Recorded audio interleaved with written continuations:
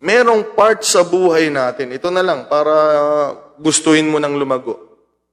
Okay? Minsan kasi akala natin, yun na nga, para lang yan doon sa mga magpapastor, para lang yan sa mga magpipresidente ng department, mga LM, youth. Akala natin yun lang, para sa kanila lang ang paglago eh.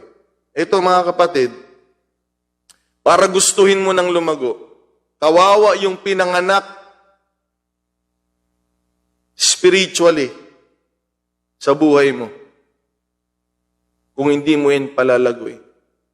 Dahil ang nakakalungkot, mga kapatid, ito po, mayroon ding namamatay spiritually. Kung wala, sanang nawawala.